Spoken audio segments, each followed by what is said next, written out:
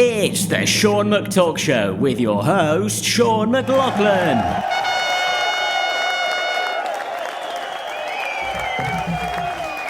Thank you very much. That's right, thank you very much. Good to see you here, Mr. Burnham. How are you? Thank you so much. It is another fabulous episode of the Sean McTalk Show. I am Sean McLaughlin. What a week, what an episode we have. Josh Weller is in the studio. What a life. This guy is one of the best stand-ups who's emerged in the last few years. But before that, he was a legitimate musician, a pop musician. And we're going to talk about his old life, his current life. And this is a story I know. It's a tale as old as time, because I wasn't always the host of the greatest talk show in Streatham history.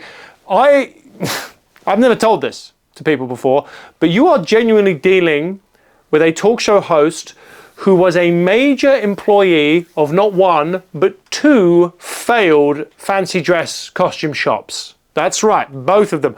I was a pretty high roller at both of them. If you were sort of in the mid-Sussex area, in the noughties, and you needed to look like Napoleon Stat, I was the bloke you came to. And of course, I had to leave that world, become a comedian, very much like Josh.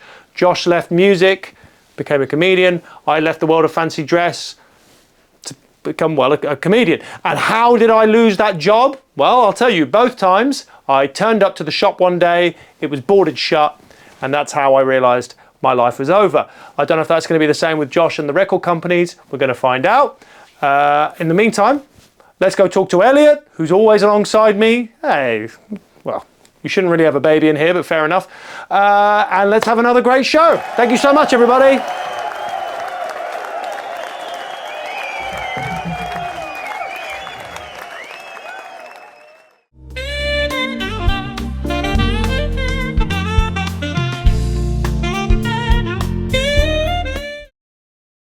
So here we are again, back at the desk. New cards. Aren't we looking professional these days on the Sean McTalk Show? Elliot remains alongside me. How are you feeling this week, Elliot? Whatever. Coca-Cola Man, Mr. McDonald's, Mr. Big Cup, Mr. Sony. What? Very sorry about this. If you're a new viewer, Elliot is normally a very sweet sidekick. He's usually very professional. What has gone into you? What are you talking about? What is that? To what? To what? Oh. Whoa! What? Okay, what is going on here? What is going on? I saw you 3 days ago and you weren't like this. What's been going on? I'm punk now. I went punk over the weekend. Why? What's been going on? I thought you and Brian were just going to hang out. I thought you were going to go see a new movie. I don't hang out with Brian anymore. He's a corporate puppet of the man. So if you weren't hanging out with Brian, what were you doing on Saturday afternoon when I gave you that money? What were you doing? I was hitting the streets with my boys, Snoz and Tobs. Snoz and Tobs? Snoz and Tobs. I thought we'd already done this, Elliot. I thought you weren't going to see Snoz and Tobs anymore. They're a bad influence on you. I sent them away for a while, but they came back different, and I'm different too. They've changed me and I've changed them. We're breaking the system, anarchy, chaos. Right, last time you hung out with Snoz and Tobs, you are genuinely, don't you dare do that on my show. Last time you hung out with Snoz and Tobs, take that look off your face. Last time you hung out with Snoz and Tobs, you were so rude to our guest Mickey Overman that entire Sean McTalk Show was almost tried for war crimes at The Hague. What are you doing hanging out with them again? What do you mean? What have you been up to? Well, we're just out here, you look at the news and the man and the system, but you don't read the news because they tell you what's not it. And if you don't even, because I got to beat that system up. So don't look at your phones made by children in a country. Look at your fucking arms. Look at my arms. And look at the strength you have in yourself to beat the system, punk. What's this punk thing then? So what? You've dyed your hair up like you're in Monsters Incorporated. Yeah, and we take to the streets. We're called the Spunky Punkers. The Spunky Punkers. Called the Spunky Punker Boys, and we go and we disestablish the establishment via chaos and anarchy. I think the establishment is the only thing that's kept you in line all these years, Elliot. Okay, and I don't think you want to pull at this thread too hard. What sort of punk music you listen? What's Snoz and Tobs into? What sort of punk stuff are they getting up to? Well, we're in our own band. You're in a band with Snoz and Tobs? Yeah. Okay.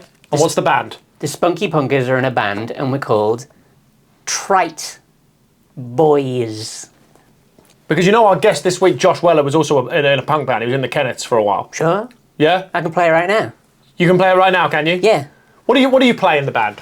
I play the tambourine and I'm lead vocalist. Okay, and what does Snoz play? He's on the kazoo. And what does Tobbs play? The kazoo. Do you know what punk music is? Yes, it's down to beat the establishment that was set up by men to keep us down. The men want us down. Okay, well, they want to go down. They want us down. Stop talking about men going down on you again. I always have to edit that stuff out every episode, okay, Elliot? Stop that.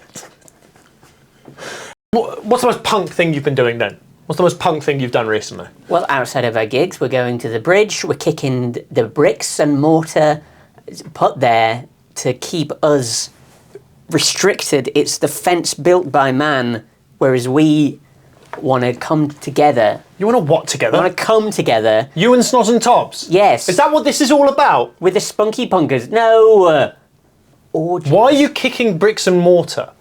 What do you think that's going to achieve? They had bricks and mortar even before they had like corporations and stuff like that. You bring it down. Not one man can't kick down a wall on his own, but if we all kick individually, eventually after a while, the wall will collapse. So you're saying if everyone in the world starts kicking a wall, eventually it will collapse? If it's the same wall. Well, yeah, obviously it will collapse, but why would you want to collapse a wall?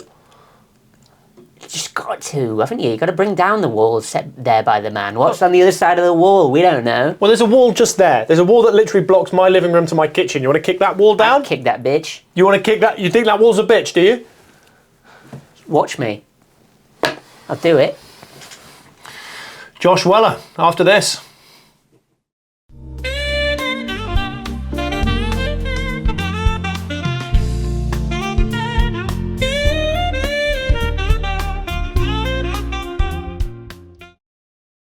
Our guest this week is one of the most exciting new comedians to emerge in the last few years. He has a fantastic new special out on YouTube called Live at the Bill Murray.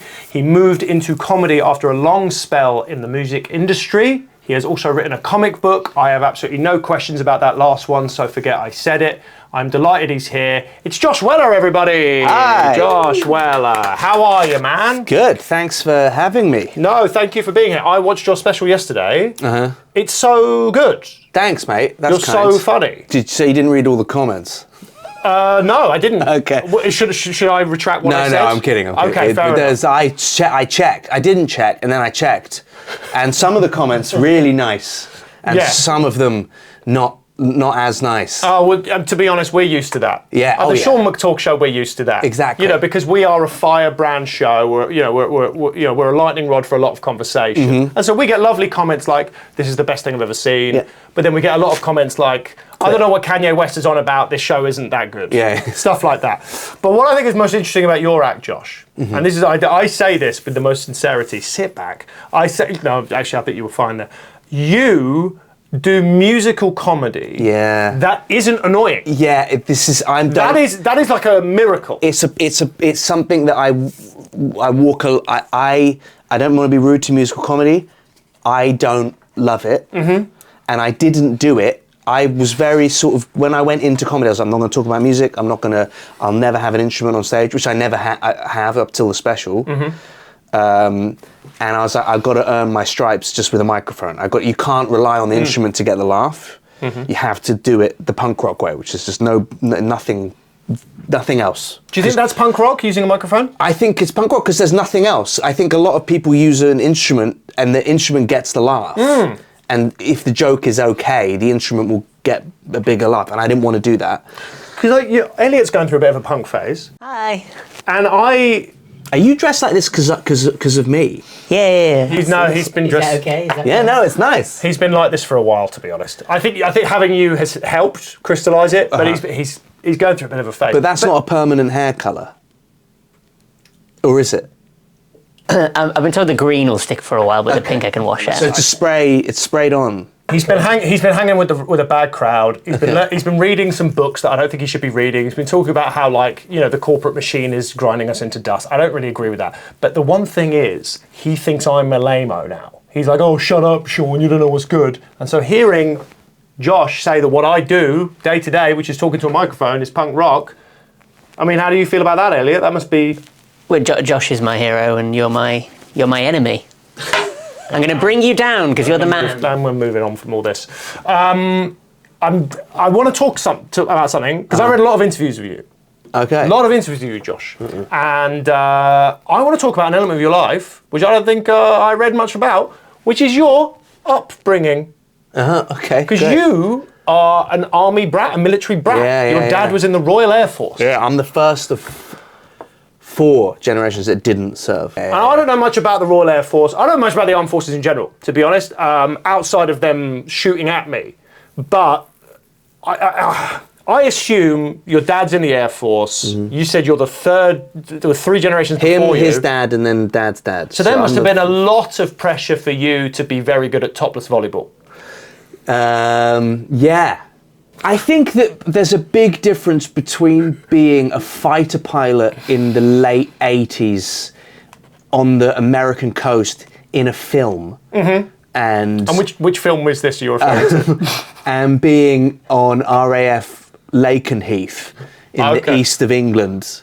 Yeah, I do think I don't want to burst the bubble. No, there's no bubble to be burst here. But it's not volleyball. Okay. It's more going to the 5 ways roundabout and getting a bacon bat, and then dogging. Yeah, fair enough. Yeah. Well, either way, you know, there's a lot of nets. Yeah. Was your dad a pilot himself? Or? No, he was a medic. He was a medic. Yeah, okay, in the Gulf War. Okay. And now he identifies dead bodies. He identifies dead bodies by all the stuff. Yeah. By the jaw, the teeth, and the. Oh, really? Yeah. So he can identify a body by its. Mate, that's record. nature's ID card right there. Do you know that? Is it? Yeah. Tell that. If to you Starbucks. die and you're so charred that they can't recognise your face, they go, let's have a look in his mouth, and that's how they find out that it's you. And so has he ever had a good look inside your mouth to make sure that you're his? We don't look alike. No. So I might not be.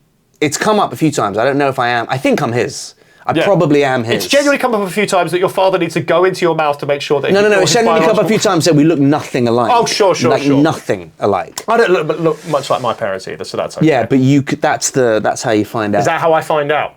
Yeah. So when you were growing up, you grew up on an Air Force base. Yeah, a bunch. A lot. Here and in Malaysia. The Shetlands. The Shetlands. Shetlands, lived in the Shetlands. And were there a lot of sort of bushy moustaches? Is it still kind of a stiff upper lip? No. None of that. It was very like. It was just they were younger than we are now. Oh, really? So they were just young, drinking, just figuring shit out. Because in my head, your life would have been you wake up in the morning and then your dad's friends come round and they say something like, "Pop a kipper on the grill. I'm just going to go and give Fritz a clip round the ear." Was there anything like that? Chocks away. Chocks away. There was no chocking. No, there was no chocking. No. It was like it was more like, especially when we were in Malaysia, it was like, get in the car, we've got to drive 2 hours to buy beer. Oh, fascinating. That's what it was. So a big angry general never ran right up to your face and asked you what your major malfunction was? Would that have happened? No. One thing I remember. Would you have known what your major malfunction was if they had asked? At 4 years old. Yeah, I guess. I remember waking up in a lot of. Is it called an officer's mess? Is that what it was called? That's like a building on an Air Force base where it's like. I remember waking up in lots of those when I was a kid, alone in a hotel room, and then going downstairs on my own, and everyone was just getting pissed in the. That's wild, man. I remember that a lot. So basically, what you're saying is we're not ready if Putin does come a knocking. Is it Putin? I think it's. Have you seen the Chinese kids, man, on the YouTube? I'm so glad you're saying this, man. They're so fit, man. And we're not meant to say that anymore. No, but will that make mate, me have you seen them playing piano and basketball? Yeah, are they good? Have you seen our kids? Yeah. How quickly are those piano hands going to launch the missiles? We're fucked. We are fucked. What do you think about that, Elliot? Their kids. Have you seen their trains? Imagine what their bombs are like. There's no way we're winning that round. Okay, I get what you're saying. And do you know what? I'm all for it. And I think we need a bit of levity in this country. I think fucking. I agree with you. And this is coming from an Air Force man. All right, this is an Air Force brat. So this is going to happen. This is the official word of the Royal Air Force, is that the Chinese are going to take us alive. So you're stationed in the barracks? No, on the Air Force base. On the Air Force base? In a house, yeah. And how different was it? I mean, because it's a tough life, that. I mean, did you find it a tough upbringing? There's actually a lot. I didn't know. I was too young. You're doing it too young. Yeah. But I looked up your upbringing, and it's almost exactly the same as Dawn French's. Are you aware of this? What do you mean? Dawn French was also her dad was in the Air Force and she moved around a lot, and she said that's how she got good at comedies because she had to make friends really quickly. That is true. I think didn't have any friends till like last week now. Really? And no, I never had any. I don't think we're there yet. It was it was probably when I was about 12 that I was like that had a fixed address. That's so interesting. That's a long time. That is a long time to not have any. So you do have to make friends quickly. Yeah. And there's a lot of like I make so much small talk. Yeah. It's one of my things I hate about myself as an adult. I'm like, why do I make so much small talk? I think that's a good trait to have, though. I don't know. You don't? No. You just want to get into the business. I envy people who are Where's just... Lenny Henry? How can I fuck him? Yeah, exactly. Yeah. Yeah. And I think that I didn't know that it was weird till I was like 10. Yeah, of course. Shit, I've been all over the world. Were you tempted to go into the Air Force? Were you tempted to? No. Was it ever a question? Well, no. Even as a child, did you kind of know it wasn't your world? No, because you could see the men, and I was like, I'm not going to be. I'll be on kitchen duty. Because that's probably, I assume, where you discovered culture and comedy was because these are formative years. It was was not having any friends and having video cassettes and CDs. Yes, that's where it came from. And I guess Bob Hope came to perform for the troops. Yeah. So, the key thing is, you, Josh Weller, a little Air Force brat, and you're seeing the planes overhead. Yeah. But you're thinking, this ain't for me. No. I'm not built for the skies. I'm built for the mosh pit. Yeah. Is that fair to say? No, but I see where I'm going.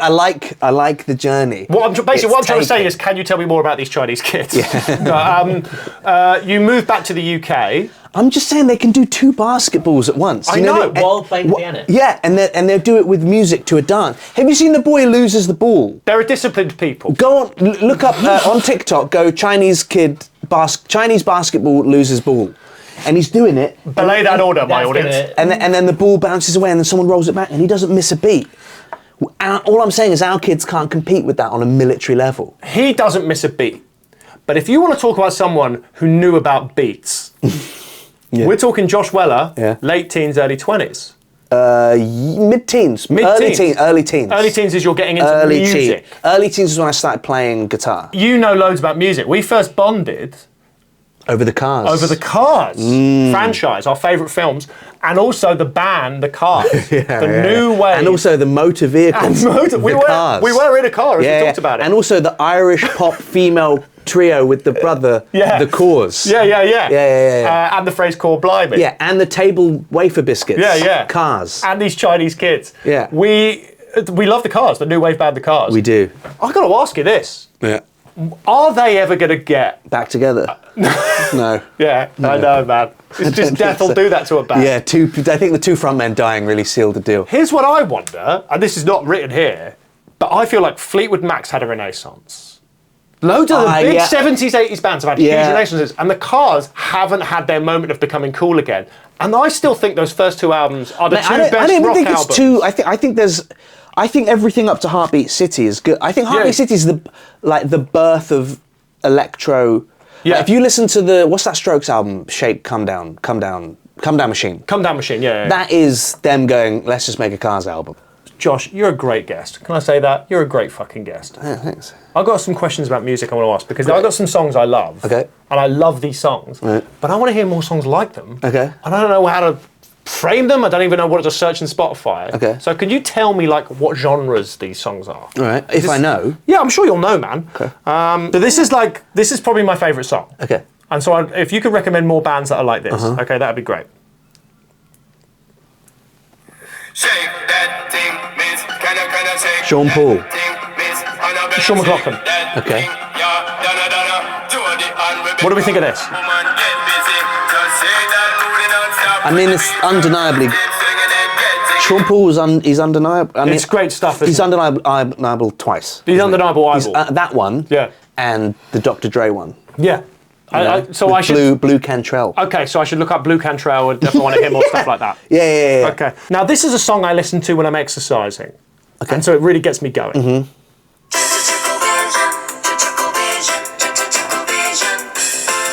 This is a bit Heartbeat City. Yeah. Barry and Paul again. Paul. That is the most punk rock Sean name. Paul and Paul Chuckle. Yeah, you're right. You're Which right. actually Is it a Paul? is their real surname, and I'm not, is it Chuckle? Well, it's, you know what? It's Elliot. It's Elliot. Last name's Elliot. This is the last one. Now, this is like a bit of a romantic one because it's me and my wife's wedding song. Okay. So I'd really love to hear a bit more from them. Steph, Molly, and Ruby. 3 remarkable women in my life who, no matter what, still continue to love me and who have saved me more times than they will ever know. I love you all so very, very much. That's nice. Prologue. On the 7th of February 2020, at 9:45 a.m, my thumb hesitated briefly over my phone. I looked nervously at those around me and then pressed send. So what do we think? It's cute. Yeah, Did you yeah. kiss while it was? Yeah, that we was, we were just having a dance and everyone was kind of crying. What is it? It's the first chapter of Philip Schofield's autobiography. Okay. Right. Okay. Yeah. Yeah. Well then, yeah. Anything else you'd recommend? I know how the internet works, so I'll say I think it's very sweet that was your first dance. That's really nice. Yeah. Thanks, man. Talk to me about music. Being in music. What was your path? You were a legitimate, No. but you had a more legitimacy than most get, in the sense that you had a record deal and you were making music. And you released music. Yeah. Yes. Yeah. But did I ever make any money? I don't know, Josh. No, I didn't. Wait, you moved to London from East Anglia. You're living in East Anglia Yeah. at this point. Yeah. And you just go, I'm going to move to London Yeah. and I'm going to be a solo artist. Yeah. And how's the process? So what, you recorded a demo? You were doing gigs? I was demoing. I was doing gigs and then open mic, and then open mic led to getting booked for pubs and bars. Who's that? Open mic. Yeah. He's just a really, really emotionally capable grown man. That's really good to hear. Yeah. 'Cause you need those- And weirdly, his name's Dave. It's not even Mike. You need those people. It's a tough industry, isn't it, music? And then went from to that then led to like there was like club nights you had to do. Okay. So in like 2008 and 9, there was like you have to do this club night, and it was pretty like I was never accepted into any of the cliques or the scenes. This is a moment where guitar music is back. It was more like twee acoustic shit. Oh, so we're sort of post the garage rock Everyone had a revival. ukulele. Yeah. That was my era. Damien Rice has fucked up a lot of people, and he sowed some seeds 5 years Yeah, I mean, earlier. And now they're coming. he was the loop yeah. pedal, Yeah, wasn't yeah. he? But and- it's a tough old game. So at this point, you've got a record deal? No. I was just gigging. Okay. And then and it was there was a lot of people who now are household names who weren't at that point anything. Can you name some? Yeah, That you were hanging out with? I wasn't hanging out with them, but Okay. we definitely gigged together and met. But I wouldn't say we're friends. Okay. And that's not a name drop. No, It's no. just an example of how badly I did. Could you drop some names? Absolutely, yeah. So there was Florence and the Machine. And the Machine. Yeah. Now, I hear she's a nightmare. Oh, she was really nice. Was she? Do you know what? I can say she opened for me at the Amersham Arms in New Cross. Wow. Yeah. Is it the Amersham Arms? Yeah, it is. New Cross in Amersham Arms, across the road, yeah. Florence and the Machine open for Josh And I Brolin. had a review of my first single in The Guardian, 3 out of 5, which she actually cut out and stuck on a bit of cardboard for me. That's so nice. Yeah. And I think that was also probably the last time I saw her. So, what year are we up to now? 2009? 2008. So we are 4 years. 8, 9. We're 4 years away from Gangnam Style. Was there any part of you that They thought? could feel it was coming. No, but was there any part of you that was like, why don't I just write that? That's a huge hit. Yeah. Yeah. Had I only known. Yeah. You didn't know it yet. Yeah. No, I could have written Gangnam Style or Home by Edward Sharp. Yeah, you could have done a lot of Yeah. stuff. You think about Gangnam Style still? I was just thinking, would you rather have your career and be a comedian constantly writing jokes, or would you rather have one song, Gangnam Style? Neither of those but are be my career. But be a millionaire. Do you want to hear my hottest take in music He's history? so rich. My hottest take in music history, the follow-up song, Gentleman, was way better than Gangnam Style. Of course it was. But the dance wasn't catchy. Yeah. The dance wasn't catchy. All you need to do is actually come up with a dance, not a song. What's your favourite one-hit wonder? That's a great question. Elliot, do you have a favourite one-hit wonder? Probably dead Kennedys knowing him these days. I don't know what that is. JCB song. What, by Niz Loppy? Yeah. Do you like that? But Nizloppy That's a fans would nice find that very offensive. Would 'cause, they? Yeah, Nizloppy fans love Nizloppy. Are you serious? Yeah, they just played the Moth Club. Ed Sheeran joined them on stage. Why? Why is Ed Sheeran Ed always Sheeran joining loves- everyone? Because he loves music. Why isn't he here? I ask him to come to the show. He never comes here. Well, you need to have played in a club with him 15 years ago. Christ. Yeah, he's from East Anglia as well. It's probably around the same. Yeah. Yeah, exactly. I opened for him. Me in the. I think. I can't back this, but I think I played with him in the Ferry Boat Inn in Norwich. You played with Ed Sheeran at the ferry boat. I think it's gone now. The pub. Just say you did. Just say you did. But I can't prove it, and he might. did. Ed Sheeran would know if he'd played at the Ferry Boat Inn. If we could start a beef with the nicest man in music, that would be brilliant. I don't for want to the start beef Sean with him, but McTalk I'd show. like to know, Ed Sheeran, did you ever play at the Ferry Boat Inn? Ed, if you're watching, did you play at the ferry boat inn? Yeah. In Norwich with Josh Weller? Ed Sheeran, if you're and watching... did you keep saying that word again and again and again backstage? Fuck you, Ed. Josh, I'm really worried about my boy Elliot. Okay. You were in the Kenneth, you're a punk band, you toured the world. Can you just tell him the punk life doesn't pay? Can you just tell my boy, this punk shit, he keeps saying stuff like he doesn't want to be an American idiot. Okay. That's not the life I want for him. Hate that. To be an American idiot. Yeah. Or would you rather... Or an American, or just an American... Or a dumb American? I just don't like the idea of either of it, to be honest. Like, I think both things scare me. But Sean thinks that's okay to be an American idiot. I don't think it's okay. I just think like you've got to do something in life. That isn't punk. Well, But look, what's he doing that's punk? I'm bringing down the establishment. Yeah. How may I ask how? Anarchy. In the UK. Yeah. That's crazy. isn't it? But but are you doing it musically or just Just in any way we it's can. just a vibe of anarchy? Yeah, And we're bringing down the man, the establishment, anarchy, light the fire, the man, anarchy, establishment. I think Do you think this is all right? I think it's fine. Is this where you were No. as a 33-year-old? Oh, then yes. I'm 34. But I think chase your dreams. Thank you. Yeah. He'll wear himself out. Do you reckon? Yeah. He'll wear Just himself out. Just encourage it. The worst thing you This can is do. just- this is Listen, just a the phase, worst right? thing you can do is tell them that it's bad. Okay. Because if you just say, mate, I fully support whatever, as long as you're happy, and then they won't feel like they have to rebel.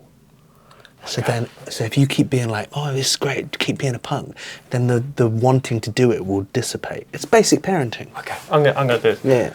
Can I just say this, man? I actually think it's really good that you're expressing yourself like this, and I want to help you express yourself.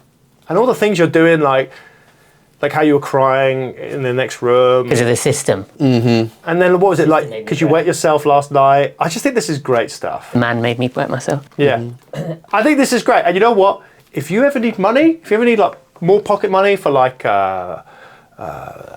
pins and spray paint. spray paint, Doc Martin boots. or Doc Martin boots, or DVDs, Checkered Vans. checkered vans. Get a van, make it No, Scottish. no, shoes. The shoes. The shoes. Get a shoe. Checkered Vans. Yeah. I'm with you 100%, man. And I'll buy you tickets to Download Fest if you really want them. I'm all right. See? I don't want to do this Get anymore. it. Josh, anything to promote at the end of this fine episode? No. Watch his special. Oh, and yeah, follow that. him on YouTube and follow him on social media. You do stuff about music that's fantastic. Thanks very And much. But it's not musical comedy. It's musical comedy that's good. You know, in the way that this is like a chat show that's bad. he does musical comedy that's really good. Thank you so much for coming, man. I Thanks really for having appreciate it. me. No, I love that you came, and we'll get you back. Please do. Yeah, You could yeah. be our first musical guest. I could sing a song. You could be the house band. Yeah. Would you like to be the house band? No. Well, there we go. Thanks you for watching. Thank you for listening. We will be back next week with another fabulous guest. Josh, thank you. Elliot, I love McDonald's. keep on rocking in the free world, man. See you again, guys.